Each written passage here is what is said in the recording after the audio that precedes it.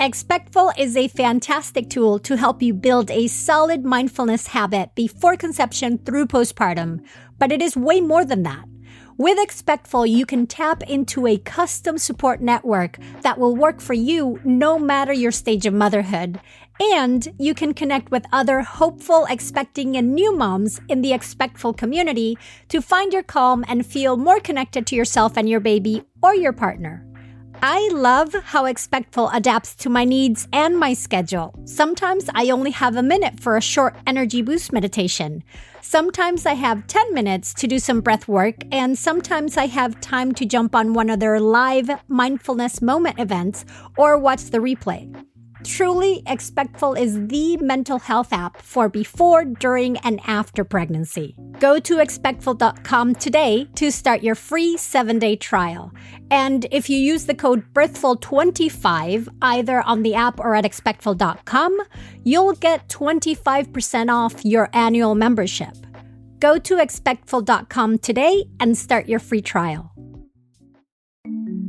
Hello, mighty parent or parent-to-be. Welcome to Birthful. I'm Adriana Lozada, and we are moving right along in our nutrition and nourishment series. Today, we are tackling weight gain and nutrition during pregnancy, and my guest is Genevieve Howland, who you may know as Mama Natural from her YouTube channel and blog. Genevieve is also a childbirth educator, doula, a lactation advocate, and the author of the best-selling book, The Mama Natural Week-by-Week Guide to Pregnancy and Childbirth. And I know that for a lot of people, the idea of gaining weight, even if for such a fabulous cause as pregnancy, can bring up a lot of emotions. So I do want to hold this while acknowledging the difficulties brought upon living in a culture that perpetuates oppressive standards of beauty and diet culture that then further complicate our relationship to food. In the episode, Genevieve will share some ways to tackle food and weight anxiety and give some suggestions on how to lean into nutrition to hopefully help reframe this time of life as an opportunity to establish new nutrition habits that can serve you past pregnancy and postpartum, and also help you connect and appreciate your body in a new way that may even provide a space for healing and self-acceptance. You're listening to Birthful, here to inform your intuition. Genevieve, welcome to the show. I'm so happy to have you here. Thank you so much, Adriana, for having me here. I'm thrilled. There's so many topics we could talk about, but I figured something that seemed to be dear to your heart, if we talked about weight gain and nutrition. In the book, you share a little bit about your background and how you have dealt with eating disorders in the past. Can you just walk us through that a little bit and why nutrition is so important to you? Sure. So yeah, food has been a big thing in my life. When I was like a little kid, I remember just gravitating towards food more than my peers did. You know what I mean? I remember going to a friend's house after school and the mom would be like, okay, do you guys want an afternoon snack? And we'd say, sure. And then she would give us something. And I would just notice my friend would seem to be satisfied and full or whatever and didn't want any more, but I always did. So I always felt like a little bit of shame around my relationship with food, or like that I was different or there was something, I don't know, wrong there. So fast forward throughout my high school and college years, I dabbled with kind of anorexia, where I was really into dieting and over exercising and really afraid of eating fat. So I ate like fat-free everything and got really skinny and stuff like that. So I did that for a couple of years. And then I went the other extreme into binge eating. And that's been more of my experience. So, I went off to college and, a lot of women can gain the, freshman 15, I think they call it. Well, I gained the freshman 40. And, college was just, there's junk food everywhere. There's takeout, there's all night eating. The cafeterias are just loaded with really starchy, sugary foods. And so I was very overweight. I was probably like 60 pounds overweight, very unhappy. And I just really couldn't stop eating, And so when I was about 23, I finally figured out that for me, it was sugar was my trigger. And, people could have one cookie or two cookies. I wanted like the whole box. So I realized, okay, I really need to give up sugar because for me, it's almost like alcohol for the alcoholic. it just triggers cravings and I want more, more, more. And it just caused a ton of misery. So on January 1st of what was that, 1999, I was like, okay, today's the day. I can't do this anymore. And I stopped eating refined sugar and just slowly, taking it one day at a time. And I got support. I've been free of refined sugar ever since then. So it like blows my mind because I could not get past like 10 a.m. without candy and sugar and, all that type of stuff. So, but I found once I got rid of that sugar, then I didn't have the cravings. When I tell people, I haven't had sugar in that many years, they always are like, how do you do that? And I'm like, okay, first of all, it's the grace of God. But second of all, once you remove, for me at least, that really refined sugar, that addictive type food, it lifts, you know what I mean? The cravings go away if you stay away from it long enough. So yeah, so that was kind of my experience. And then we can talk about how that looked in pregnancy too. But, by the time I did get pregnant, it had been, I was clean of the sugar for a good 12 years. So it just became a lifestyle. When I got pregnant with my first child at 34, I didn't have a lot of anxiety, frankly, about gaining weight because at that time I just felt like it was such a beautiful purpose and it was such a natural process. And I knew that it was, about sustaining this new life, that it wasn't that big of an issue for me. But I know for some women it really is. And I do talk about that in the book. Mm-hmm. That comment of the sort of relationship that we have with food and what are our triggers relating to food? Because food is not just nutrition, right? There's the feel-good effect. There's hormonal effects. There's even studies now that say the microbiomes, that it's sometimes the microorganisms that are like in your gut asking you for a certain type of food because they need it and will make you feel a certain way. So for others, it's fat. I think what you mentioned of stepping back and looking at what it is that is your trigger, that's not just substance, but it goes a bit more than just your quote unquote will. Then that's, I find, a great first step to sort of grasp the opportunity that is pregnancy, right? Because I always see it as an opportunity to, if in the past, if growing up you weren't able to, say, tackle that, your relationship with sugar or your relationship with caffeine, having that extra incentive of you are growing this baby that needs to be super healthy can be sometimes that extra chicken. Yeah, that you need to just push you over and commit. Yes. Yeah. I remember listening to one of your podcasts about the coffee thing and how you gave it up when you were pregnant. And then you're like, why am I even going to go back to this? Because I don't really miss it or need it. So that is so true. I felt really lucky because when I did get pregnant, I really didn't have to give up much. You know what I mean? I didn't drink alcohol. I didn't do caffeine. But I know a lot of women that do drink caffeine and wine and different things like that. Or sushi. That was probably my hardest thing, giving up with sushi. But that they have to make dietary changes. And yeah, it could be extra motivation just to get cleaner with your diet. I know several of my friends who were more kind of like junk foodie, or fast food type gals. And then once they got pregnant, they're like, okay, I really want to clean up and eat more salads and just really think about what I'm putting into my body. Ideally, you're thinking about this 6 months before you get pregnant. But hey, any time is better than no time. So yes, you can start today. Exactly. Yeah, and it's because pregnancy lasts as long as it does. If you do start right before you get pregnant or 6 months or right at the beginning, you're going to do at least 9 months or something close to it, at least more than 6 months of not having that food or figuring it in moderation or whatever it is you do. But that is enough, more than enough, to sort of eliminate any addictions or habits and create new habits. Yeah. I mean, I think they say it's like 30 days or 21 days. I mean, there's different theories about how long it takes for like the substance to get out of the system and for the cravings to kind of go away. But it is amazing once you just kind of step away from it for a while, like it really does go away. Because like you said, if you're doing something for 6 months or 8 months or whatever, it does become your new normal. Absolutely. So it's a great opportunity if you look at it that way. And you had your experience with the eating disorder happened earlier in life. So by the time you got pregnant, you were in a different relationship with that. But what would you say for people that for them, it's a little bit more recent in terms of what they're going through and then got pregnant? What are some helpful ways to deal with the anxiety of gaining weight or triggering events that might happen during pregnancy? Yes, that's a great question. I would say, kind of similar to what I did when I first gave it up, just getting some good support. So whether it's talking to your midwife or even seeing a counselor, or there's different support groups you can go to, just so you're not alone with it, the anxiety, the fear, the obsession, or however it looks for you, just getting support. Some moms like to see a nutritionist. And sometimes it's just as simple as like keeping a food diary and then just sharing it once a month or something, or once a week with a nutritionist, and just being sure you're staying honest and connected and, are nourishing your body.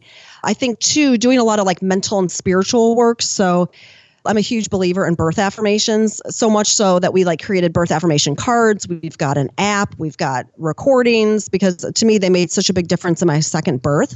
But we have ones for pregnancy that are really helpful, just reframing, what is actually going on in your body and how it really is such a sacred experience and process, and that you're really nourishing life. And so I think flooding your brain with these positive messages about the bigger picture, about the growth of this child, about just how you're establishing their, well-being. You want to be sure that you're flooding your body with these awesome nutrients.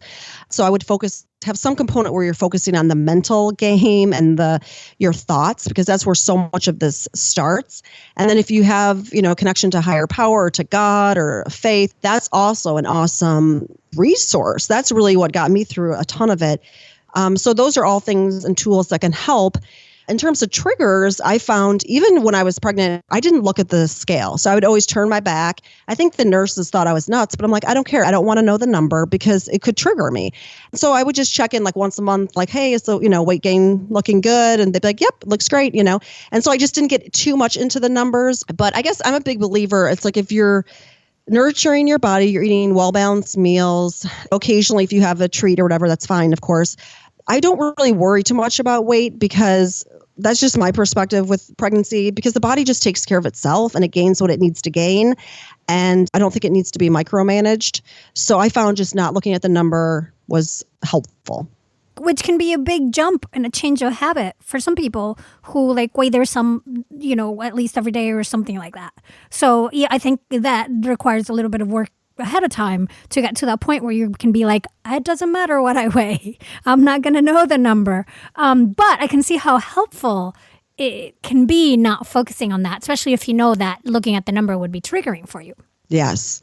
Yeah. And I think pregnancy is just such an act of surrender. And so just to remind yourself of that, it's there are certain things that we can do. Like I said, eating well, not engaging in high risk activities, stuff like that. But at the end of the day, you can't control the way the heart is developing or the brain is developing or, and it is such an act of surrender and trust. And so, yes, not looking at the scale is an act of surrender, is an act of letting go, but it goes hand in hand with just the pregnancy process. And I think it would be also helpful to, if you have had issues in the past or things that are still happening to you, that you're dealing with, to let your care providers know, your midwife, your doctor, let them know or even the nurse that weighs you in, let them know that that's an issue. Yes, absolutely. Yeah. See, absolutely. For me, something that was also very helpful was knowing that, or just reminding myself that all that weight was not me. That it was tons of water weight and blood volume and placenta and the uterus and baby. If you broke it down, then it's okay, it's not my thighs gaining 20 pounds. No. Yeah, it's under 10 pounds. You have a little bit of weight gain, and that's really for breastfeeding, and but the rest of the stuff, like you said, is the increased fluids, the blood volume, all those things you mentioned. I actually felt beautiful during my pregnancy. I mean, even the way the weight came on, I could really tell this is just for the baby. And it's interesting because I've known a couple other women who had struggled with eating disorders or who were even currently struggling with an eating disorder when they got pregnant. And it actually became a very healing process for them and journey for them, where they really recovered and healed through the process. And they actually felt very confident in their pregnant body, and they actually liked the changes. And so, it's always an opportunity to heal and to be, more whole and to be more free. And pregnancy could be that opportunity for us if we say yes to it, you know what I mean? And we surrender to it. Now, to take it to the next step. We've been talking about the weight gain and the body issues, the importance of nutrition in all of this. And in your book, you say, if you're aiming for a natural birth, free from interventions, eating well is one of the most important things you can do. Tell me more about that. Yeah, I mean, we do know, for example, like preeclampsia and gestational diabetes has been tied to like more weight gain. You know what I mean? If you gain more weight, you can be at higher risks for those two things, which can put you in a higher risk pregnancy bracket, which then can complicate if you want to have a natural childbirth. It doesn't mean it's not possible, but it does make it maybe a little bit harder. So I'm a huge advocate of just nourishing your body, nourishing your baby, eating well balanced. I found protein was huge. You know, the first time I got pregnant, I went to a natural childbirth course, and it was over the course of 12 weeks. And we kept hearing, eat enough protein, eat lots of protein, eat at least 80 grams of protein. And I thought, that seems like way too much. I don't need to eat that much protein. Like, I'm not going to sit there and count protein grams. I'm just going to listen to my body and trust it. And everything worked out great. But I have to say, the last 6 weeks of my pregnancy, and it was in the summer, but still, I started swelling a little bit in my ankles. And every morning I'd get up and be like, oh, it's kind of puffy there. And then I would go for a walk and it would go away. But there was definitely some, swollen ankles going on. So anyways, fast forward 3 years later, I get pregnant with my second child. And I craved protein something fierce. Like I joke that in the first trimester, I was kind of on the Atkins diet, not even intentionally, but that was like what my body was craving. And we can talk about cravings because I'm a huge advocate of following your cravings for the most part. But I had no swelling, like not 1 ounce of swelling. And I definitely was eating 80 grams or more. So I think being sure you have enough protein. Protein is like the building block of matter, and you are building this child. And so just ensuring that you have enough protein throughout your day. And it's really great too, just for keeping your blood sugar balanced. It helps with satiety. So that's really important. And then in the book, we break down various nutrients, various foods that are high in those nutrients. And then every week in the book, this was something I'm like, I want to do this. I don't know if I can do this, but I really want to. We started looking at each week and how baby was developing. And then I would think, okay, well, what nutrients can we be giving the mom that would support that stage of the baby's development? So for example, when the baby's tooth buds are forming, can we be sure that the mom is eating enough calcium and vitamin K and things like that help strengthen bone and tooth formation? So each week there's a very specific recipe that's nutrient dense that really is perfectly aligned with what's going on with the baby. You know what I mean? So each week there's a recipe that supports your baby's development. So we talk a lot about obviously nutrition in this book, but I am such a believer in it because I think it can really make a difference. I mean, just even herbs too. Again, in my first pregnancy, I just didn't listen that well, I think, with my first pregnancy, because I remember I went to my midwife and she told me she had 3 children, and she's like, I rocked all my births and I really attributed it to red raspberry leaf tea that I drank. And so that was at my first appointment. I heard her say that. So I was like, okay, well, I'm going to get that tea because I want to rock my birth. So I was 10 weeks pregnant and I went home, I got the tea, I started drinking it, and I started having a little bit of uterine cramping because it is a uterine tonic and it's a strengthener of your whole like pelvic floor. And so it freaked me out, because I don't want any kind of cramping going on anywhere down there that early. And so I stopped drinking it and I never touched a glass again. Well, I had a very hard birth, that first birth. So fast forward in my second time around, I'm like, you know what? I think I'm going to listen to that woman. I'm going to drink the red raspberry leaf tea. But I waited till after the first trimester, which a lot of midwives will recommend because it can trigger a little bit of that cramping. And so starting like at 13 weeks, I started drinking it. I drank 2 cups a day. And then the week before, like my due date week, I drank double strength red raspberry leaf tea. And I had such an awesome birth. I almost did not make it to the birth center in time. I was like fully dilated +2 or +3 when I was, in triage. So it was night and day. And really the biggest difference, my uterus, I could feel it was like a machine. Like, I don't know, the contractions were so effective. And I really could feel that uterine support that red raspberry leaf tea gave me. So that's another thing we talk about in the book. So food can make a big difference, really. Postpartum hair loss is real, and it can be demoralizing after having such gorgeous hair during pregnancy. But that doesn't mean you can't do anything about it. With Nutrafol, you can support healthy hair growth from within by targeting the root causes of thinning through whole body health. And I think it's a cinch to add Nutrafol to your daily self-care routine. Nutrafol has unique formulas to support you throughout all stages of life, including a formula created specifically for postpartum. Each formula is physician-formulated using natural, drug-free, medical-grade ingredients in consistently effective dosages so you get the most reliable results. Nutrafol is the #1 dermatologist-recommended hair growth supplement, clinically shown to improve your hair growth, thickness, and visible scalp coverage. In fact, in a clinical study, 86% reported improved hair growth after 6 months, and over 3,000 doctors and stylists recommend Nutrafol. You can grow thicker, healthier hair and support our show by going to Nutrafol.com and entering the promo code BIRTHFUL to save $15 off your first month subscription. This is their best offer anywhere, and it is only available to U.S. customers for a limited time. Plus, they have free shipping on every order. Get $15 off at Nutrafol.com, spelled Nutrafol.com, promo code BIRTHFUL. Coterie diapers are super absorbers and will hands down keep your baby drier than anything else on the market. In fact, they can handle up to 2 times more liquid capacity and absorb up to 4 times faster. That's not only going to keep your baby drier longer, it means fewer leaks and fewer changes. I've given Coterie diapers to several doula clients, and they all report that they've had 0 leaks, which is highly appreciated at any time, but especially during the night when that can mean better sleep for everyone, not to mention less laundry. Plus, Coterie diapers are made with the most gentle and safe materials, and truly, they are the softest disposable diapers that I've ever touched. It is no wonder Coterie has been awarded Best Diaper and Wipes by The Bump and Parents.com. I definitely recommend you give them a try. So to make that easier for you, right now, Coterie is partnering with my podcast to offer you 20% off your first order plus free shipping when you go to Coterie.com and enter the promo code BIRTHFUL.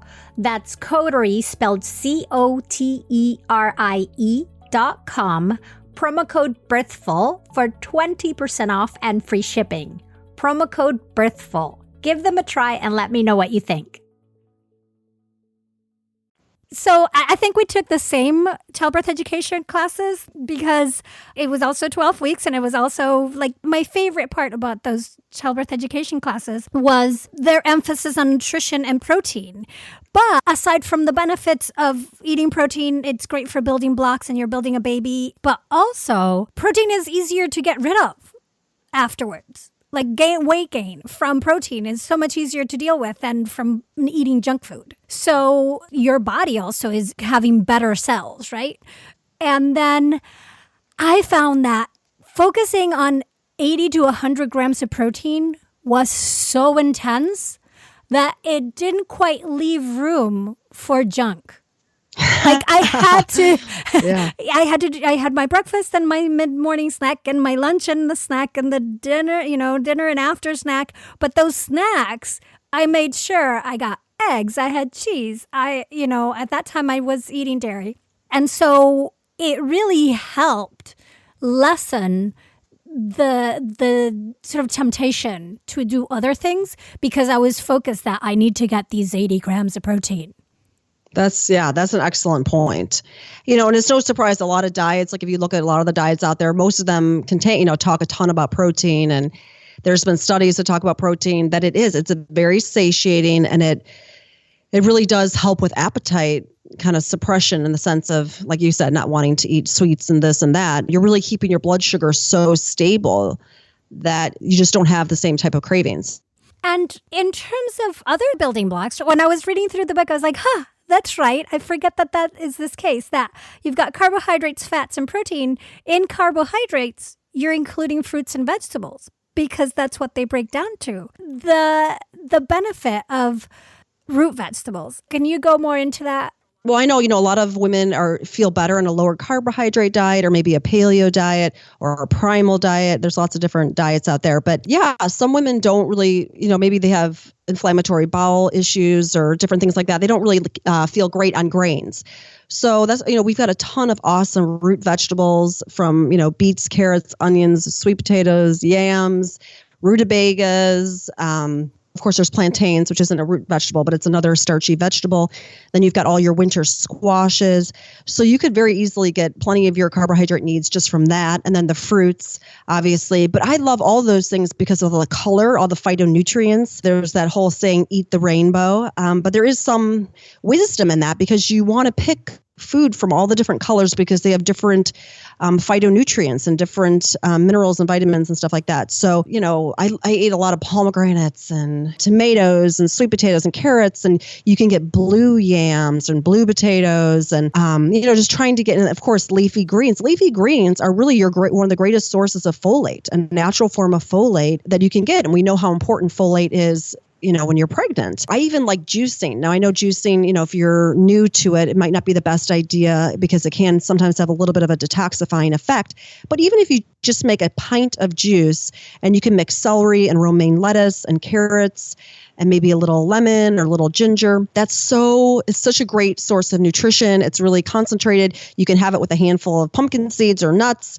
And plus, I just feel really good on it too. It was I always joke that like juice for me was like my caffeine, so it just made me feel really great. Or you can also, of course, do smoothies. I'm not a big fan of like kale or spinach smoothies because there's some oxalates and different things that can be a little bit irritating to the gut, affect some of your digestion. But I think like romaine lettuce and carrots and celery and avocados and apples, all those things you can put in a smoothie, blend it up. Then you get the fiber too, which is nice. So there's so many ways to get great nutrition. And again, I find women just instinctively are drawn to this anyways, because they want to, take good care of their body and they want to just nourish it. So those are all great choices. Now, I'm glad you mentioned folate because that's starting to be more controversial in the difference between folate and folic acid. Can you go deeper into that? Yes, we talk about this in the book there's MTHFR, which I'm sure you probably heard of. But there can be genetic mutations that cause, and some say it's up to like 50% of the population, to have problems with breaking down folic acid. And so it can be problematic. And, a lot of prenatals contain that. So they make now prenatals that have the methylfolate version, which is more broken down, which is easier for those types of people to assimilate. And it's a lot safer. So you'll want to talk to your midwife about that. Some people do better on like a food-based folate and the food-based prenatals. And that seems to work okay. And some women just choose to go on a methylated folate just to be preventative, just in case they do have it, because it certainly won't hurt you. And then, like I said, leafy greens, it could be kale that you cook, it could be juiced romaine lettuce, it could be a big salad. I mean, however you get it in. But I feel like there's such a wisdom in nature, obviously, and just in the way everything fits together as a whole food. So I think if I can get it from food, I like it the best, even with like omega-3s, people talk about, you should take omega-3s, blah, blah, blah. To me, I'm like, okay, I'm going to eat my salmon, I'm going to eat my sardines and get, certain eggs, usually pastured eggs, or some farmers will actually even supplement with a little bit of omega-3 so that the eggs are rich in omega-3. I would prefer to get it from food, but that's just me. So yeah, so that's just an important thing to consider and to talk to your midwife or doctor about. Yeah, and I agree. If you can get your supplements, your nutrition supplements, your nutrition from real food instead of supplements, then your body will be more discerning on how to be able to take that in and its bioavailability. Absolutely. Sometimes just focusing on real good nutrition, fresh food, nutrient dense is going to be your best bet. Food-based prenatals are very gentle. And then, of course, working with your healthcare provider, because this gets pretty nuanced in terms of depending on the person and stuff like that. Yes, to talk to your care provider to make sure this is being customized specifically for your needs and your particular situation, for sure. We're just painting broad strokes. Yes. Yes. But we haven't talked about my favorite, probably, which is fat. We've talked about tell me. Carbs. So fat is also really important, especially when you're pregnant. And that's why it drives me crazy. I think I was reading on I don't want to say what it is in case I was wrong, but it was just like a mainstream medical website that was saying that you should limit your fats when you're pregnant. And I was like, oh my gosh, why would you want to do that? Because they're super important for just enhancing mineral absorption. So they say they've done studies now. And, when you eat your vegetables, it's important to have it with a healthy fat because it actually helps you assimilate and absorb the minerals more effectively. So it's really important for that. It's really important, obviously, for baby's brain, gut, eye formation. It's nourishing. It helps the mom and her hormonal profile, which is going to help the child. In fact, I learned this actually. I never knew about this until I actually had this experience. But did you know that like women, when they're pregnant, their cholesterol is like sky high? I did not know that. And again, this is nature's design because cholesterol is such a precursor for all the sex hormones, for all of the development, right? That's going to be happening for the baby, for the mom. I mean, talk about the mom's hormone levels are going through the roof. So she needs that cholesterol to support her and her body changes and for the development of the baby. And I learned this actually because I had given birth, I think it was to my daughter. Yeah, it was to my daughter. And my husband and I wanted to get health insurance. So they came to my house. I think I was like 3 weeks postpartum. And I'm thinking, why am I getting this test done now? Because I haven't lost the baby weight. You know what I mean? I'm like, this is probably because they test all these things like your blood pressure and your weight and your blood sugar and different things like that to be sure that you don't have any like risk factors for various diseases. But anyways, I did it. It was just the timing and Michael wanted to get it done before the end of the year. So I got the whole test done. Well, my cholesterol came back at like 291. And I was like, what? Because I'm more of like a 180, to 190 kind of cholesterol for total cholesterol. And it was like almost 300 when I got the test back. I'm like, what is going on? Well, sure enough, I did some research. And that's why, I don't know if you know that or if you remember this, but when you're pregnant, they do not test your cholesterol. They do the CBC, they look at all these different things. They don't look at your cholesterol. And it's because it's a known fact that women's cholesterols go through the roof. So the thing that was crazy is I actually passed the health insurance exam because I was under 300. I was like 9 points away under 300, but it was so elevated. And because it does continue on, I think, for 6 weeks postpartum. So I bring up that all to say is that fats are super important. And so like the egg yolks, butter, coconut oil, olive oil, nuts and seeds, olives, all those things. We want to incorporate that with our meals. They not only help us with satiation, but also, like I said, mineral absorption and just helping to support our bodies and baby's body. Mm-hmm. And I liked making the distinction between good fats and not so great fats. Yeah, because the ones you mentioned, the coconut butter and the avocado and the virgin olive oil, all those are great. There's others that aren't so great for you. Oh, yeah. So I would say trans fats. You want to steer very, very clear of those. So, and that's just most women would probably anyways, because that's usually found in fried foods, fast foods, a lot of packaged foods. There has been some regulation around trans fats, so it's in a better situation than it used to be. It used to be used in a lot of packaged goods because it's very shelf stable, but those are very, very harmful for baby and for mom. So you want to stay away from those. You also want to stay away from a lot of high omega-6 or a lot of, they call them like industrial vegetable oils. So like safflower oil, or canola oil or cottonseed oil or soybean, grapeseed oil, things like that. And again, most of those foods those oils are found with chips, processed foods, fast foods, packaged shelf stuff. With my kids, I've been teaching them lately about earth foods. So I'll talk to my kids because sometimes they're like, well, I want this or I want that.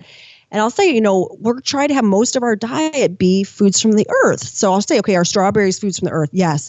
Are these pretzels from the earth? And they're like, no, so trying to take those down and eat more from the earth, more whole foods. So, and, I believe that saturated fat is good for us. Of course, I think all the monosaturated is great for us too, like the olive oils and some of the seeds and nuts that we can eat, some coconut oil, which is high in saturated fat.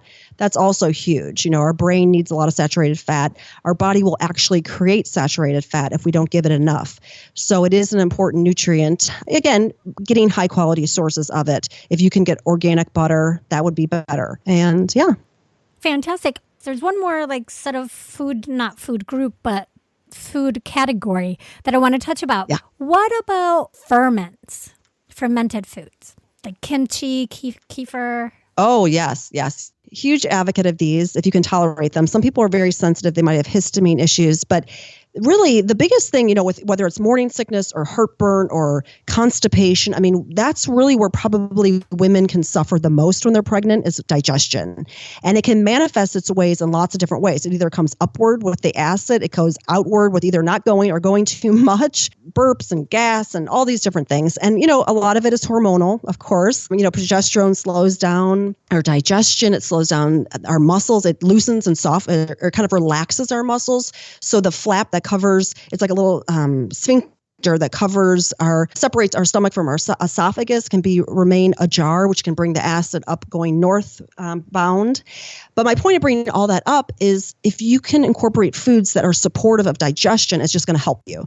So ferments are a wonderful way to do that. So whether it's a little bit of sauerkraut or pickles or kimchi, like you mentioned, a little kefir or kefir, however you want to pronounce it, a little bit of yogurt. So and in a lot of traditional cultures, it's naturally in the food. So in the German culture, they have the sauerkraut.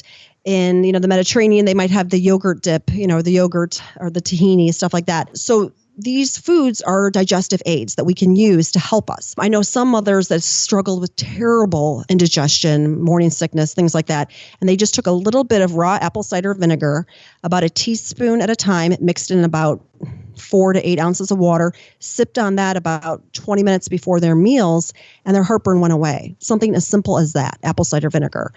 But you do want to be sure it's raw because that has those good benefits. Some women can't tolerate the ferments, so even lemon juice. Lemon juice can help stimulate your bile and help getting the digestive juices going. In fact, if you just hold a lemon or you cut it and you smell it, you will actually start to salivate, okay? Because it does create saliva. And so lemons can be a great tool, making homemade lemonade, putting a little lemon on your food or your salad dressing. Other things that are helpful are just enzyme-rich foods like ripe papaya or ripe pineapple. Those are also really good. They've got different enzymes in them that help digest protein. So you can incorporate those into your meals. What else? Some people take digestive enzymes. And again, you'd want to talk to your doctor or your midwife about that. But some women have really been helped by just taking an HCl, which is a hydrochloric acid supplement with their meals. But yeah, I really believe it. In fact, there's a company, I think it's called Urban Moonshine, and they actually now create a bitter. Okay, so bitters are something that is a concoction of different herbs, bitter herbs. And they used to be hugely popular. In fact, you can find old posters from like the 20s of people advertising, take the bitters, it's going to help your liver and your kidneys and this and that. And it really does target digestion again. And the thing I just learned about recently is we actually have bitter receptors, not just on our tongue, but actually in our intestines and our pancreas and all of these digestive areas in our bodies. So it's really important that we're getting that bitter taste, which is not very common nowadays because we're used to the sweet and the salty. So anyways, usually bitters are not recommended when you're pregnant because they have some herbs that are not good for pregnant women. But Urban Moonshine has made a formulation that's chamomile based that is safe. So that can be another option for moms to help stimulate the digestion. But, it's a little bit different than a ferment. See, I didn't know about the bitters. We have this great bitter in Venezuela. It's the Angostura bitters. Nice. I mean, you can actually drink it. Sometimes I'll have it because if you're not I'm not a coffee drinker either. But sometimes in the morning, coffee is bitter. Okay. So it's almost like people crave it, of course, because of the caffeine. Some people are like, I cannot function without my coffee because they're tired and but some of it might be the bitter element because it starts to stimulate the digestion and, get your system going. It helps for elimination. Mm-hmm. So anyways, but I've been taking sometimes I'll just do a teaspoon of a bitter, add warm to hot water, and it tastes kind of like a coffee. I mean, it doesn't really taste like coffee, but it's similar in the bitterness of it. And yet it doesn't make you jumpy. There's no caffeine in it. So you should check them out. They really are cool. And I don't know, I just feel good on them. So yeah, no, I will check them out. Genevieve, you mentioned earlier that you didn't want us to finish this without talking about cravings. So let's do that. Oh, We've been talking I know, so we've been wonderfully. blabbing. Yeah. I know. Love it. I remember when we were talking before this, I'm like, I don't know if we're going to have enough to talk about when we're just talking about, food. Okay, but we definitely did. So yeah, cravings. So, a lot of us believe that our cravings are bad or, not good. And I really believe when we're pregnant, our bodies have an incredible wisdom. It's all about surviving, keeping that baby alive. So for the most part, a perfect example is I remember my mom telling me this when she got pregnant. She loves coffee. She still drinks coffee. But when she was pregnant, she had an aversion to it. She's like, I could not get myself to drink it. And then other women, there's certain foods that just turn them off. And I think it's really important to listen to that. I remember in my first trimester and my second pregnancy, I started craving milk. Okay, let me just say, I am not a milk drinker. I never have been a milk drinker. And all of a sudden I was drinking a quart of milk a day. Okay. I'm like, where is this coming from? Like, this is crazy. But I went with it because I'm like, what? There's nothing inherently bad. I got very high quality farm fresh milk. And so I knew it was a good quality and that it had lots of nutrients. And for whatever reason, my body craved it. Interesting to note, as soon as I hit that second trimester, I never wanted it again. So I do think it helped with like that, because I was queasier with my second pregnancy, and it did seem to kind of calm my stomach down. So I really believe, I have another friend, she ate a peanut butter sandwich every single day for lunch. And, peanut butter, you're kind of like, oh, is that a great food? But it actually is pretty high in folate. So I'm like, maybe that's what her body was craving. So I think, and other women, they want steak every day. So I think it's important to listen to those cravings. The one caveat would be if you're, craving Fruit Loops or Doritos or something like that, that are empty calories. That's not, nurturing you and your baby. Again, if you want to occasionally have something like that and you feel okay about that, that's fine in moderation. But although I would never say that Fruit Loops is a great food. Try to find a natural Fruit Loop if you're really craving that. But, for the most part, I believe those cravings are good. If it's just for junk food, then there's some other things going on, and then you want to get support and kind of look into that. But I do believe in the power of cravings, and that is our body's wisdom for what we really need nutritionally. And I think the craving, if it's a true craving from your body, it's going to go back to being an earth food. Like what you were saying earlier, of just one ingredient. It's not going to be necessarily something really complex of that banana split sundae. I just need to have that. No. Yeah, exactly. And, we're actually very fortunate, because that's the other thing. Like when I gave up sugar, 17, 18 years ago, there was either total sugar-laden stuff or the artificial sugars, like the NutraSweet and all that kind of stuff. And then there was a lot of fat-free foods that were really high in sugar, so a lot of these dieters were eating lots of sugar and they didn't even know it. But anyways, nowadays we are so blessed because you can get dark, chocolate with honey, or you can get, all these natural, ice creams that are made with coconut milk and, just better sweeteners and more natural, quote unquote. So if you do want to indulge, there's tons of those types of things that are going to be healthier. They're going to be better choices for that occasional treat. And I think it all comes down to being a little more purposeful about and mindful about your food, actually thinking and planning for it. And it's one of those things that if it's in the top of your mind, then you'll be very discerning, hopefully, when you go to the supermarket or when you go to the farmer's market to buy stuff. And then you'll be very discerning of what comes into your house. And if it's not in your house, you can't have it. Like, that's the first barrier right there. Like, if you don't have the cookie, you can't eat the cookie. So...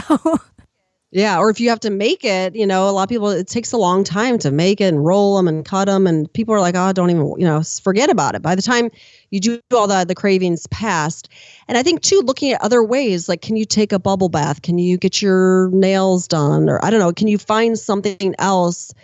Get a really great magazine or a new book, get your hair cut in a different style or whatever, finding other ways to nurture yourself, to, soothe yourself, right? Instead of having to always be food focused. Absolutely. And do remember that this is a great opportunity, not only for the baby that you are building within you, but also to create habits that then you can carry out, so that once your child is born and you're teaching them how to eat, then if it's not hard for you to do it, it'll be easier for them to do it. Your good habits will be taught to them as well.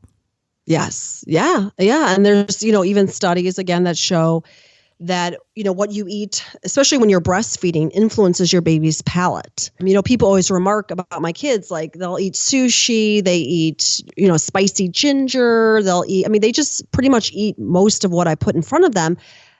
But that's what I ate when you know what I mean? Like, I eat those foods. I did a lot of different spices. I didn't eat a lot of sweets. And so thankfully, they kind of follow suit. But there have been studies that show like the breast milk will pick up the different flavors and whatever the mom is eating, you know what I mean? So her diet influences the taste profile of her milk. And so that can actually set the stage for what your baby gravitates for and your kid, eventually your child and so on. So something to think about. Absolutely. And that brings us full circle to the original quote of, what you eat during pregnancy is going to, if you want a healthy birth and even like healthy postpartum and have your children be healthier than what you eat now, and those habits you get into will make it so much easier and better for them. Yes. Thank you so much for doing the book, for all you do, and for being on the show today. Oh, thank you, Adriana. It was so great talking to you. That was Genevieve Howland, a.k.a. Mama Natural, from the blog mamanatural.com. Her best-selling book is called The Mama Natural Week by Week Guide to Pregnancy and Childbirth. You can find Genevieve on Instagram at Mama Natural, and you can connect with us at Birthful Podcast. In fact, if you are not driving, we would really, really love it if you would take a screenshot of this episode right now and then post it to Instagram, sharing your biggest takeaway from this episode. Maybe it was the part where we talked about higher protein needs during pregnancy, or maybe it was the use of ferments and bitters to settle your stomach. Whatever it is, let us know, and make sure to tag at Birthful Podcast and at Mama Natural so we can see it and amplify it. You can find the in-depth show notes and transcript of this episode at birthful.com, where you can also learn more about my birth and postpartum preparation classes and download your free postpartum preparation plan. Birthful is created and produced by me, Adriana Lozada, with production assistance from Asia Plati. Thank you so very much for listening to and sharing Birthful. Be sure to follow us on Good Pods, Spotify, Apple Podcast, Amazon Music, and everywhere you listen. And come back for more ways to inform your intuition.